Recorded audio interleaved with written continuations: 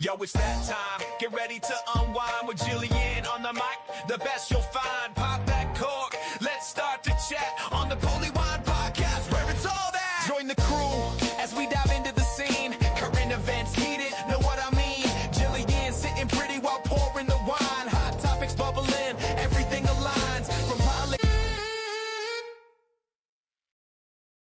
Hello, everyone, and thank you for joining us today on Polywine, where we'd like to take a deep dive into stories pulled from the media and have a fun time while breaking it down. I'm Jillian, and let's get into it. Well, I hope everyone had a very nice spring break. There were some hiccups along the way, from record temperature highs out west in the triple digits. Yes, triple digits. From severe storms from the Midwest ranging all the way to the East Coast, and meteors showers. Yes, there were meteors that hit the U.S. and went through a house in Texas. So that was just on the weather side. And that is if you arrived at your destination at all, because if you were taking a flight, that was truly questionable. Oh my God. Have you seen the disaster at the airports? I don't know if you've been to the airport recently in the last week and a half. That is a mess. And I'm sure you are still dealing with your own form of PTSD following that experience at the airport. But I have not been to the airport, fortunately, in the last week. And thank goodness, because it is a mess. If you've watched any of the news, seen anything online on mainstream media, heard any of the reports from the reporters, it is a absolute disaster.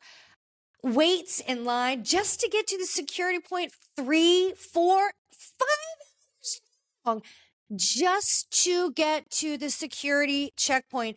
That is insane. And this is all due to the partial government shutdown, because the government and Congress do not want to fund more to DHS. And unfortunately, TSA falls under DHS. And look, Congress has just said, look, we want to get this happening. We want to fund TSA. We want to fund them. We want to pay TSA workers. Remind you, this is day 39 that TSA workers have not been paid. So you might be mad standing in line, but you can't fault the TSA worker who has to put food on the table for themselves and their family, put gas in the car. You can't be mad at them for faulting other means to make money for their family, like taking a second job, or if they can't afford daycare. Or I heard this one very sad story on the news. This woman's like, I didn't have money to put gas in my tank to get to work. I have no money. I've already stretched my savings. I depleted most of it during the first shutdown several months ago, and I really haven't rebounded. And what little I have is now gone from this shutdown. And we cannot keep doing this to our TSA employees, our federal employees. We cannot keep doing this. They should not be pawns in this game. The Democrats have said, okay, fine, here's a couple options to fund TSA. We don't want to fund ICE. We do not want to give them any more money, even though they already have record funding. We don't want to give them any more money. This is what Congress is saying, and this is what Congress is holding out on, to not reopen the government. But they are offering to pay TSA. Well, Republicans are having a hard time with that. And yesterday in Memphis, Tennessee, when President Trump was speaking, he was saying that, he doesn't want the Republicans to go ahead and sign on. He wants them to hold out because he wants to push through the Save American Act. Remember the Save American Act. And that basically, for anyone who goes to vote in an election, must show ID of citizenship by a passport, a birth certificate, valid ID, all those. I know in my state, and I think in most states, you have to show an ID when you go to vote. But Trump wants to make sure this Save America Act is pushed through to reopen DHS and this partial government shutdown. So that's the holdout on the Republican side. So right now, nothing's happening. There's an option here, the Democrats, but Democrats want to hold out because they don't want to fund any more for DHS. While the Republicans are like, yes, we want all of the funding, but you're going to have to push the SAVE Act too. This is what Trump was saying yesterday when he was at Memphis. Please, I want them to hold out because I want the Save American Act. Well, guess who's being hurt? TSA and the American people. This is outrageous. The lines are awful. I saw this one incident the other day. I think they were in Atlanta, which has been a nightmare scenario anyway, in the Atlanta airport. And there was a medical emergency. This woman, I guess she passed out while standing in this very long line. And emergency services were running around all over the place trying to get to this woman because it was so packed and it was problematic. And while the reporter is talking about this emergency and how emergency services are trying to get to this individual, you could just see him like scrambling in the background of this news segment, trying to find this woman. It was just absolute madness in the airport. And then, yes, as we now know, that ICE has been sent to the airport to, alleviate some of this pain, right? So how is ICE going to help this situation? How are they going to help pass people through these TSA lines, these security checkpoints? How is this going to happen? Because what we have found out that TSA does not have proper training on screening or these x-ray machines to help expedite these lines, get them moving, get them faster. It's not happening, and they don't have that training. So basically, ICE is just kind of standing there watching TSA, and there's just not enough TSA employees working right now. I was listening to this one TSA agent who was working at this one airport, and on this news segment, they were interviewing him, and he was so apologetic and he was getting choked up. And he's like, on behalf of the American people, I am so sorry. We have let you down. To the government, to our TSA employees, this is what this guy was saying, and I'm paraphrasing. He was like, our government has let us down and it's let everyone down. And I'm not mad at the people that are calling out sick for work or just not showing up. I understand it. I get it. I'm frustrated. Yes, I'm not getting paid as well. But he was saying that usually on a standard day, that airport has 18 TSA agents to pass 18 lines to get through security. Okay. 18 people, 18 lines. For the last 2 weeks, that airport has had two out of 18. So that's just to give you some idea of what some of these airports are dealing with. And if it doesn't change, there has been conversation that some smaller airports might have to close because they can't handle the traffic. Just really a nightmare situation. And at the end of the day, it puts everyone at risk: the American people, the individuals who work for the airlines, the pilot, the stewardesses, everybody else abroad, the people that work in the airports. My goodness, it's just a mess because we're vulnerable now. Anything can happen. Like, mistakes happen when we are this short staff and there are so many things being missed. And we just saw that a night ago with that whole Air Canada incident at LaGuardia Airport that collided into an fire truck on the runway. Unbelievable. That ended up killing the pilot and co-pilot.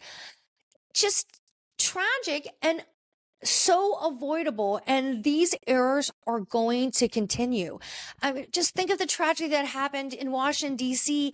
last year over the Potomac with the military chopper. Just a nightmare. And we're going to see more of this because they are the TSA is short staffed, the people in the towers that are directing the air traffic, they're short staffed.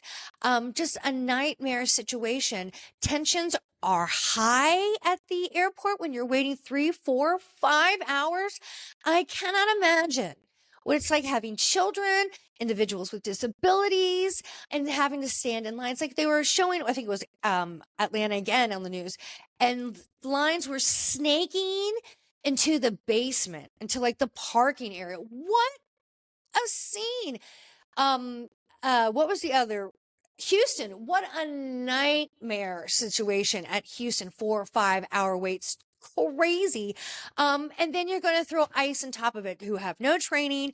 We've seen in the past how they handle high risk situations or high emotion situations. We saw what happened in Minneapolis when people are in heightened states of emotion. Let's not throw more gasoline on the fire. And I think it was in San Francisco the other day. I think it was San Francisco where a lady was detained by ICE, and you see her being wrestled on this bench with her small child, little girl right there witnessing everything. It was just tears, and people were screaming at the agents, "Stop, what are you doing? You're hurting her." There were people trying to comfort this small daughter who's watching her mom just being manhandled by these two individuals. And when reporters were asking who were the people that were wrestling this woman and arresting her, and they wouldn't say ICE, they just said federal agents. So that makes one believe that that's ICE. They weren't masked. I didn't see any identification on them to identify them as ICE. Didn't see any of that, but they were identified as federal agents. But I mean, that's just one. It's going to escalate because it's just getting worse. So how are we going to make this better? So Congress, please push something through. Push something through. And now you actually might, because now you might feel a little bit of pain like the rest of us, because Delta just announced, and I hope they're the first of many, if of all the airlines, I hope all of them follow suit. But Delta was the first one just announced that they are revoking all special perks to members of Congress since they can't get this passed and since they will not pay the TSA agents. So they have revoked all perks. So yes, when you are standing in those long lines and you see members of Congress just pass right through security lines and just go right to the front of the line and just keep on going, flash their badge, not anymore. To the back of the line with the rest of us. And I'm sure as you're standing at the back of the line with the rest of us, you're going to get them dirty looks, you're going to get comments, and you should. Because members of Congress, let this be a lesson to you all. The American people are pissed off at you, and we view you all as incompetent. Nothing is getting done. There is too much insider fighting, and don't even get me going on the insider trading, and we will get there eventually. But there is too much inside fighting, and nothing is getting done. We're seeing all these theatrics of all these oversight committees, which there should be, but nothing is happening. The ball's not moving, and we see all of the theatrics of the oversight committee, especially with Kristi Noem, and there was some fallout, right? She was relieved of her duty. She was demoted, essentially, and removed as Secretary of DHS. But then we had the hearings for Markwayne Mullin, and he was passed through and he was confirmed and sworn in last night. So what is all this about if nothing's going to happen? We're just going to sit through hours of fighting and you yelling back and forth at each other on our dime, on the taxpayers' dime, and nothing is happening. These people are still passing through. And you know, members of Congress, that these people are not capable of the job. They are incompetent to do any of these duties, and you are still passing them through. And I'm talking about Kristi Noem, Kash Patel. I truly feel like your days are numbered. Pete Hegseth, I really question how much longer you are going to have this job, because things are not going well with the war in Iran right now. I don't care how the administration spins it, and they are spinning it, trust me, but it's not going so well, right? So let's get over to the war in Iran. People are pissed about that. We have no idea what is going on. We are getting mixed messages from every department from the administration. We have the version that the commander in chief Trump is giving of what's happening in Iran. Then we are getting statements from Hegseth from the DOD or Department of War. They have their statements. We all saw you speak in the Pentagon the other day, Hegseth. That was something. Then we have the statements from Marco Rubio. We have everyone's statements, but what I can tell you, it does not paint a clear picture of what is currently happening now with the missions that are going on in Iraq. We do not really know what is the plan moving forward and what's happening in the Strait of Hormuz, right? That's shut down. Then you make a very strong statement stating that this weekend, if you don't open up the Strait of Hormuz in 48 hours, which would have been on Monday, that you were going to take a swift action and attack the energy infrastructure of Iran. So that was this weekend. And then on early Monday morning, Trump backpedaled that and said, you know what? Now we're talking. We have negotiations happening. There's conversation. So maybe not. Maybe we won't be making any strikes on their energy infrastructure. Then Iran came out and said, yeah, I don't know what you're talking about. There's no talks. There's no talks. This was yesterday. Okay.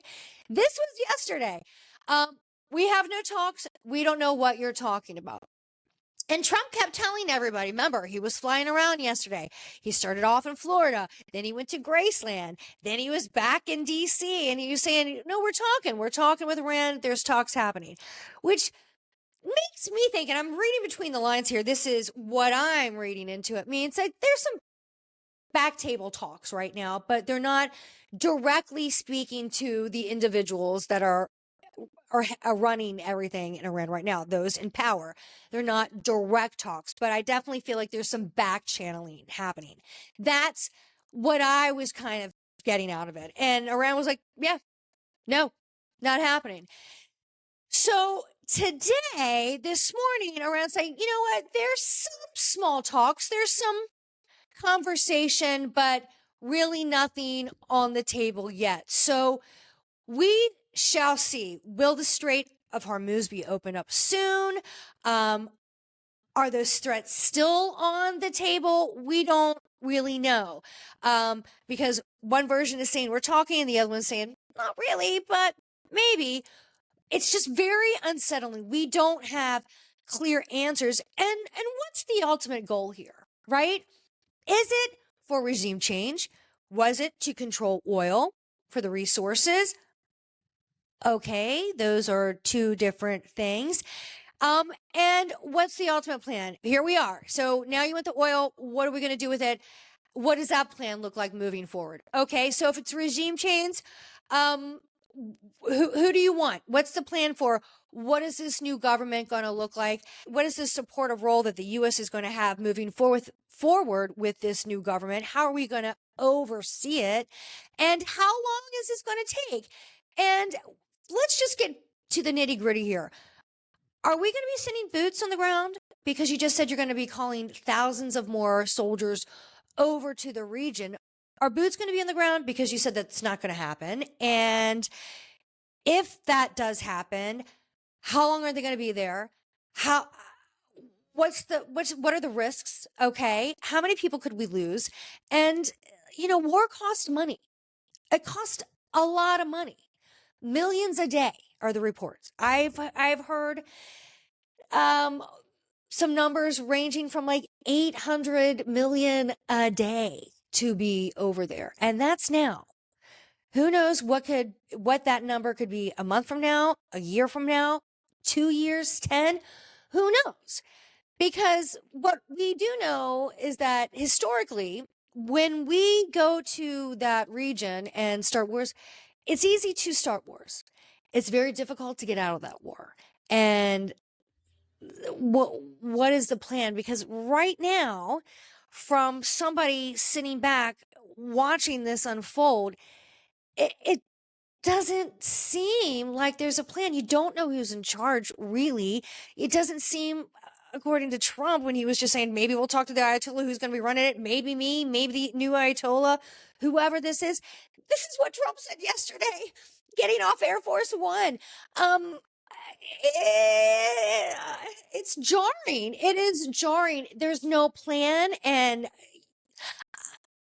the cost is too great here. These are our men and women that could lose their life. And it puts everybody, every U.S. citizen abroad and here at home at risk. I just talked about how it makes us very vulnerable at the airport with that mess at the airports, and anything can happen. That makes us vulnerable here. Iran has already made very clear statements that has threatened U.S. citizens. So what are we doing? And what are we doing? And there's no clear message. There's no clear plan. And I don't know what to say. That it's very scary. It's confusing. It's scary. And no one wanted this. Trump, you ran on. I'm going to end the war in Ukraine. I'm going to bring the prices down. I'm going to bring gas down, eggs down, and I'm not going to involve in any conflicts abroad. Well, the price of eggs are down slightly, but everything else is just bonkers. And the stock market, we all know that Trump really kind of gauges his success by the stock market. That's kind of like his Geiger, if you will, for his success of his presidency. And the stock market is up and down. It looks like it is caught in a pinball machine. Ding, ding, ding, ding, ding, ding, ding.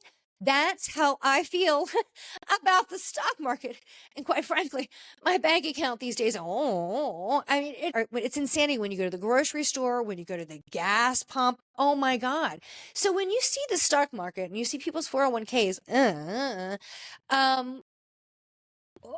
what is that telling you, Trump? And there's something I want to say that I think people are not paying enough attention to, and we really need to focus a little bit more attention onto this. Please. A is making these negotiations over in the Middle East. Okay. Why the hell is Jared Kushner there? And Witkoff, come on now. Maybe we need to swap out to some experts, please, because I really question the expertise of those two. And to see the stock market up and down, up and down, up and down. And, okay, one day we're in war, the stock markets crash. You know what? We're going to negotiate things. The stock market's back up. You know what? Things are tough again. We're going to send in more troops in. Stock market crashes. You know what? Let's have a negotiation. Stock market's back up. There's something too fishy that the stock market's up and down, up and down, up and down, up and down on everything that Trump says. That there's something fishy there. So can we look into that, please? And can we also look into some of the businesses behind the Trump family and some of the entanglements that seem questionable of businesses? Can we do that, please? If Trump wants to pass an executive order to stop insider trading among people in Congress, great. Can we get some checks and balances on some of the family business? Because it really seems like some of these businesses are intermingling with some of the stuff in government. This is just my opinion, but that's what it seems like. And this is not my area of expertise. So if somebody has an area of expertise, please look into that, because this seems very, very suspicious. But nobody knows what's going on. Nobody has a clear plan, and we are worried. We see how this is affecting the economy, this war in Iran. We see how it's definitely affecting our resources like gas. And you are fighting with American men and women and their lives. That is too high of a cost for you to play your war games. And I don't like it. I do not like it. And then you want to go to Congress and you want to ask for more money. And the number that we are hearing in the news is around $200 billion for this war in Iran. You want to go to Congress and ask for that money. Okay. Even though you bypass Congress to take this military action in Iran. So, okay, Congress, I just said, the American people, and I'm talking about me and most of the people I talk with, and that's a lie. We have no faith in you. I've heard so many people say we need a do-over. Maybe we do. And midterms are happening. Right? When just remember what happened several weeks ago when we saw Tulsi Gabbard and the FBI in the elections office in Atlanta or in Fulton County. All right. So there's some questionable stuff happening there. I just said earlier, Trump wants to go ahead and try and push through this Save American Act. So that's going to put some more restrictions on voting as well to show your ID for voting. That's going to put some restrictions on some individuals. That's questionable. Remember, there's also questions coming in about mail-in votes, right? The mail-in ballots, even though we just found out just the other day that President Trump just did a mail-in ballot. He just did a mail-in vote in Florida for their special election. Come on now, right? Come on. Yes, Trump just did a mail-in ballot to vote in the special elections in Florida. You cannot make this up. It's crazy. And yeah, and if it doesn't even get any worse than that, when we're talking about how bad the numbers are right now for Congress, your numbers are terrible. The American people have little to no faith in you. Trump, your administration, the numbers are not good right now either. I saw the numbers, and this is polls, and I don't have a lot of faith in polls, like in the 30s. And I don't know if you happen to see that interview with that lady at the gas station in Pennsylvania last week, where a local journalist was, interviewing the local people at a gas station, asking about what their feelings about the pain at the gas pump. And he asked this lady, like, how do you feel? And she's like, how do you feel about President Trump? And she called him up, and I'm using her words, she called him a pile of shit. And she said, and I voted for him 3 times, and apparently I'm an idiot. Those were her words. And look, it's been on every news outlet. I've seen memes about it. You can laugh all you want, doesn't matter. She's saying her true feelings. And she's like, look, I voted for this guy 3 times and I'm disappointed. And here we are. And this is where we are. I feel stupid. And look what you've done to the country. Look, I think this is what we're all feeling. And his numbers were in the 30, according to the 30s. Like, I think it was like 36% is what I saw in the most recent poll. It's terrible. It's terrible. So what are you going to do to correct this? Because we still have several years left in this term. Yeah. So Republicans, I would be very nervous, okay?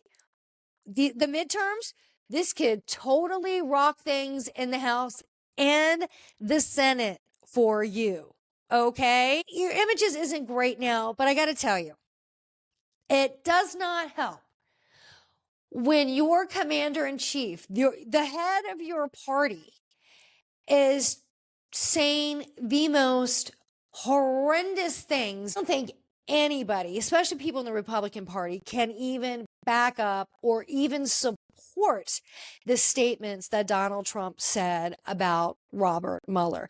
We all know that Trump didn't like Robert Mueller because of the investigation that Mueller did against Trump, right?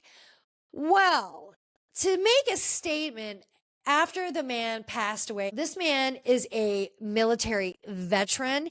He is a servant to the community, and he was the former director of the FBI and an attorney. The man deserves his due and respect. You don't have to like him, okay? but he deserves some level of respect. And when this man passed away the other day at 81, like almost instantly, Trump goes to Truth Social and says, "Good, I'm glad he's dead." Oh my God. I could not believe it. I mean, it takes a lot for Trump to shock me, but that was shocking. Now, I mean, we knew he was going to say something. We knew it wasn't going to be dignified, but okay, like let's just remember when Dick Cheney passed away several months ago. Dick Cheney and Trump, they did not like each other. So when Dick Cheney passed away, a journalist asked the White House during a press briefing, Dick Cheney, former Vice President Dick Cheney passed away. Do you have any comments? And the White House comment was, "We are aware." Which even when I was like, wow, okay. Like sometimes not saying anything says a lot, but sometimes things are left best unsaid. Well, not this time. You would think that he would take a similar route. We are aware. No, good. I'm glad he's dead. Jesus, that's awful, awful. And just below the dignity of the office that you hold. It just gross, gross. That man deserves more. I know you didn't like him. And, many had an issue with him. And at the end of the day, many believe, I think across the board on probably both sides, that Mueller dropped the ball and really mishandled that whole case. So whatever, but that was just way too harsh and just nasty. I just can't. But as we are talking about people that deserve their respect in their passing, we have to talk about Chuck Norris. We have to talk about Chuck Norris. This guy was a legend, an icon, a presence. Anyone, from what I have heard and read, who have made statements about Chuck Norris in his lifetime and following his passing, everyone has said the nicest man. He would give you the shirt off his back, but more importantly, he would give you his time. And which really is probably the most precious thing of all, is time. And they just said he was genuine, he was graceful, he was kind, and just one of a kind for sure. And what a loss. I gotta tell you, Chuck Norris was like my uncle in our house. He was constantly on. That man was unbelievable, a martial arts king. He fought with Bruce Lee. Are you kidding me? Then he turned into like a TV sitcom legend. Walker, Texas Ranger, the 90s forever. He was everything. Have a total gem. Yes. Thank you, Chuck Norris and Christy Brinkley. I still have mine. I've had that thing forever. And Chuck Norris, an info commercial man. Yes, he did it all. And I got to tell you, I love St. Martin. And every time I would go to St. Martin and people would be driving around, be like, Anguilla, over there, Anguilla. Chuck Norris has a house there. And they'd always talk about Chuck Norris, Chuck Norris, Chuck Norris. Everyone in the Caribbean loved Chuck Norris. They're like, he's the nicest guy. That's what they said. They're like, he comes over to the island all the time. He is the nicest guy. Everyone would talk about Chuck Norris there. Do you know Chuck Norris? You got to know Chuck Norris. He's the nicest guy, like everyone. So, I can't imagine what they were saying in Hawaii because, everyone. And it was just so sad. He was posting videos of him working out on his birthday just several days before he passed. But, what a life. What a legend. What a career. And 86, kudos to you. We were all lucky and just so fortunate to have you in our lives and our upbringing. Our Uncle Chuck, that's how I felt he was. He's just the salt of the earth kind of guy. And I hope his memes live on for infinity. They are great. Those memes are the best. And I loved it over the weekend. Everyone on the news and everybody I was talking to and on social media were talking about and posting some of their favorite Chuck Norris memes. And God, there's so many. There's so many good ones. I don't know. It's really hard to choose from it, but I think the one that kind of cracks me up the most is a snake bit Chuck Norris and the snake died 2 days later. I think that one was great. There's just so many. There's so many good ones. And I hope those live on forever. And from what I have heard by close friends and of Chuck Norris's, they said that he just thought that his kind of just rise in the meme world was just like the coolest thing. So he just kept going on through new generation to new generation, just timeless. And hopefully his legacy will just be the same from like next generation on to next generation on. We will always have your movies, your clips, your total gems, and your memes. God, Chuck, you were just awesome. Just awesome. And to a friend of his, Christy Brinkley, I'm sorry. I mean, you guys did the Total Gem commercials forever. So it's just a sad, sad day in the world of entertainment, but also in the sports world. I mean, this man was just the top martial art fighter. I mean, they've had so many clips of him and Bruce Lee. Awesome. Just awesome. And when you hear his story of how he was, offered that role in the movie with Bruce Lee, just a really, really cool story. So just what a life. And Chuck, there will never be another Chuck. And we'll remember you forever. Just the best. And to his family, our sympathy goes out to you. But we don't want to be sad. We can't be sad when you have a man that was so happy and kind and just lived a life like that and gave so much to the whole world. I don't want to be sad. You got to cheer on and just be happy to have that forever with us. What a man. So cheers to you, Chuck. Cheers. And as we're talking about a beautiful character and a beautiful person that Chuck Norris is, and beautiful locations this man has lived, well, let's take a hard turn to another beautiful location. And this is where we're going to turn into our entertainment section, into Bravo and the Real Housewives of Beverly Hills, who have been traveling in Florence, Italy. And we have seen many of these trips abroad on The Housewives and a lot of the other shows on Bravo. But I'm telling you, this trip in Florence,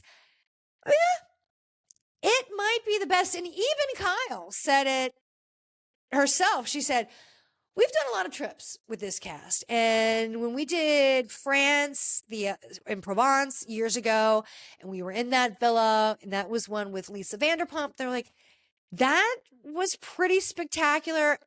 And I never thought really that could be, you could top that.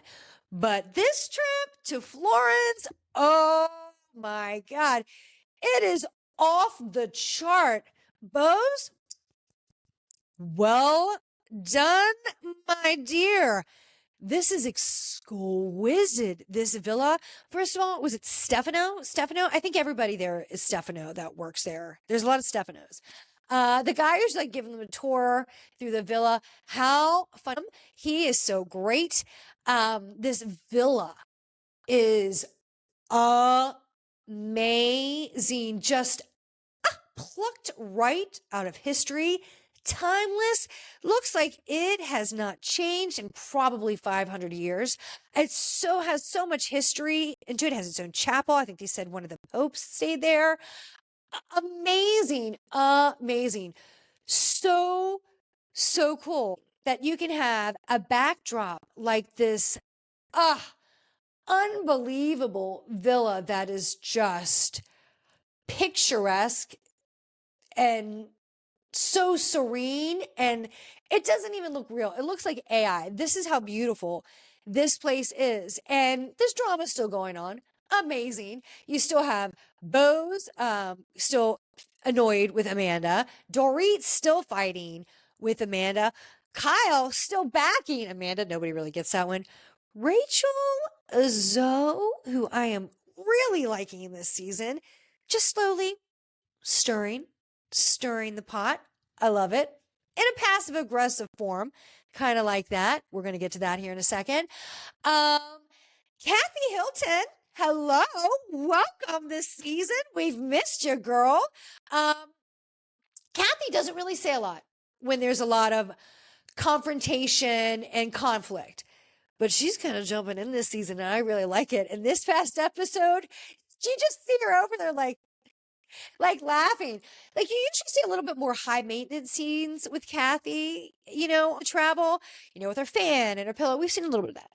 But this one, you kind of see a little bit more of Kathy, where she's kind of giving like a little poke. She's saying things, you need to stick to your lane. But she was laughing this entire like fight during this episode. It was great. She's like, I loved it. I was like, Kathy, you are girl. Give me some more of that, please. But I gotta say, this whole villa, beautiful.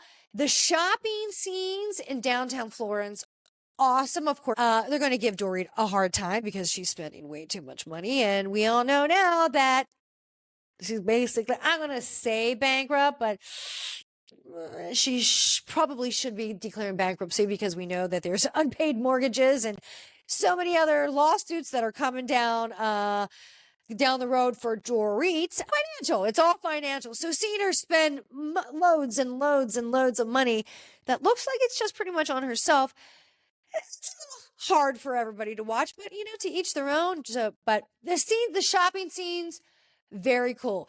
The guy, the assistant in Dolce and Gabbana, the best. I love it when Jennifer Tilly's like, I'm going to whisper you my size. He's like, excellent. Fabulous.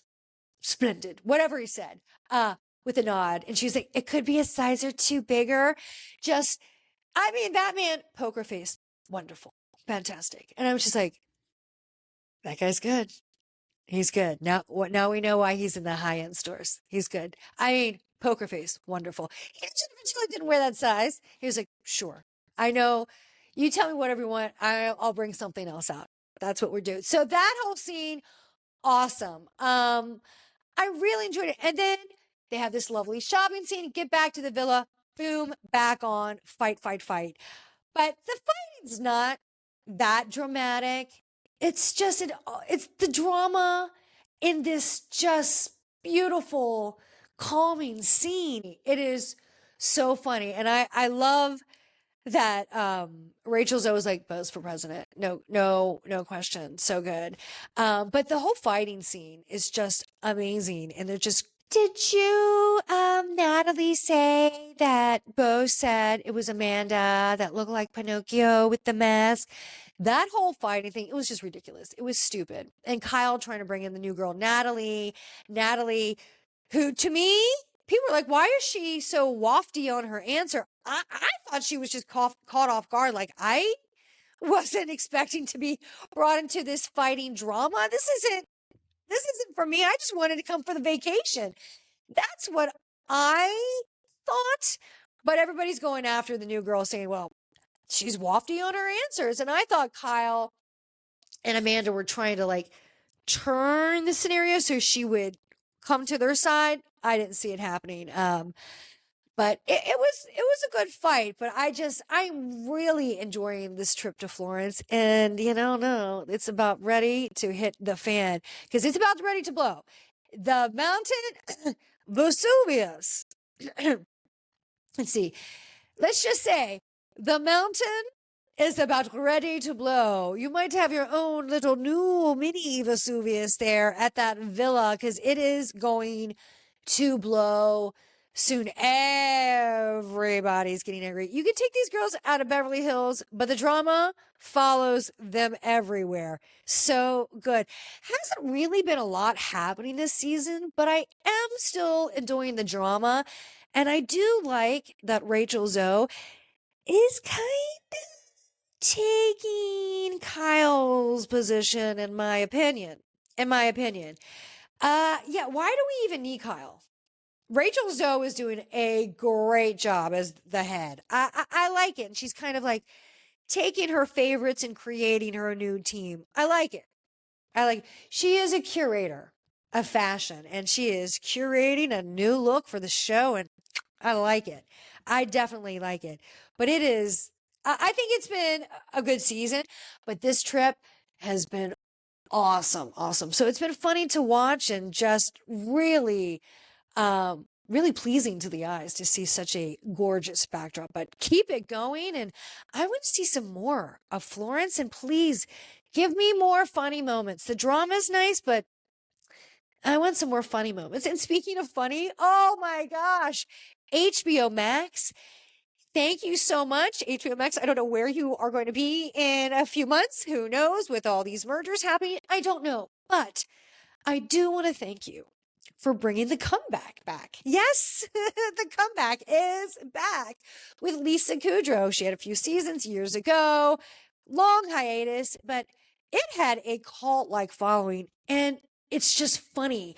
And I'm telling you, Lisa Kudrow, her comedic timing is so on, and she's just so perfect for that role. And I love all the cameos on the show.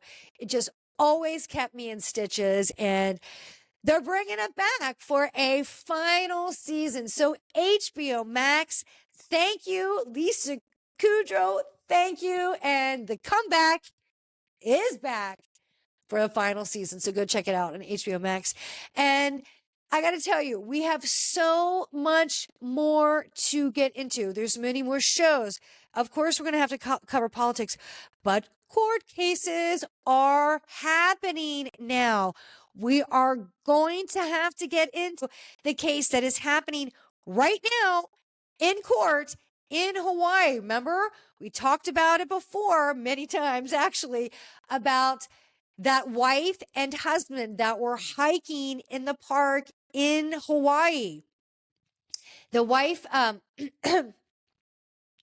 is happening right now, this, where the doctor and the wife were taking a hike in Hawaii. He wanted to take a picture very close to the edge. She got a little nervous. She freaked out when she said no. She said the doctor, this is the wife, now ex-wife, said he tried to stab her with a syringe. She became pissed. He picked up a rock. He started hitting her in her head, started beating her. She tried to flee. Two other passerbys that were hiking witnessed this, him beating her on the head. She said he was trying to kill her. She was fleeing for her life, and he took off running into the park, right? So remember that whole doctor who tried to kill his wife, allegedly. Well, that court case is happening now, and the wife, now ex-wife, is going to be taking the stand. Yes. So we want to hear her testimony. And is he going to be taking the stand?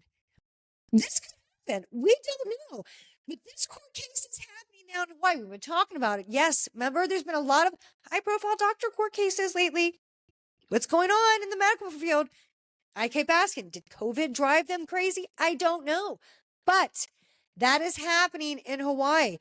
I want to hear from the ex-wife. I want to hear her version of the story. I want to know what's going on. And we will get into it next time. But that is it for us today on the show.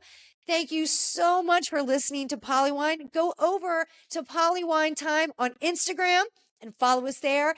Polywine on TikTok, and listen to Polywine wherever you get your podcast. Thank you so much. We'll see you next time. Bye.